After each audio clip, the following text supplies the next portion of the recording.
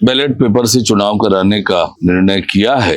तो ballot paper से चुनाव होगा, इसकी तैयारी चुनाव आयोग कर रही है। पंचायत और नगरीय निकाय चुनावों को लेकर हमारी सरकार ने लगातार बहुत पहले से तैयारियां प्रारंभ की थी। जैसे आप सबको पता है कि बहुत सारी चीजें इस बार नई हुई है। माननीय सर्वोच्च न्यायालय के निर्देश के पालन में आरक्षण की सारी पद्धति चेंज हुई है। आयोग बनाया, आयोग की रिपोर्ट आई और उस आधार पर आरक्षण होना है। उसी तरह से निकायों में अध्यक्ष और महापौर के चुनाव प्रत्यक्ष प्रणाली से करने का निर्णय हुआ है। और इस बीच नई निकायें बनी हैं, नए नगर पंचायत, नगर पंचायतों को नगर पालिका में अपग्रेड किया है। इन सबके तैयारियों में थोड़ा समय की आवश्यकता थी और इसलिए आरक्षण की प्रक्रिया अब नगरीय निकायों के अध्यक्ष और महापौर के लिए 7 तारीख निर्धारित की है। पर सरकार जल्द से जल्द चुनाव कराने के लिए प्रतिबद्ध है। जैसे ही आरक्षण की प्रक्रिया समाप्त होगी, उसकी सूचना चुनाव आयोग को भेजी जाएगी और चुनाव आयोग जो है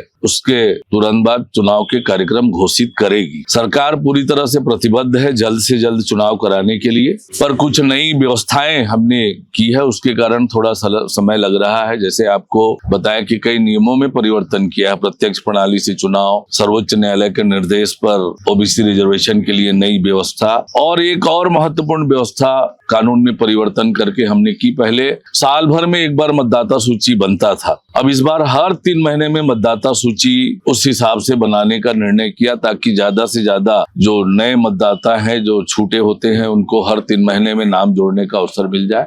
इन सब के कारण थोड़ा समय लगा है, पर सरकार जल्द से जल्द चुनाव कराने की तैयारी में है और इस हिसाब से तेज गति से हम चुनाव की प्रक्रिया में आगे बढ़ रहे हैं। हमारी सरकार की नीयत पूरी तरह से स्पष्ट है, जल्द से जल्द नगरीय निकाय और पंचायत के चुनाव कराना चाह रहे हैं।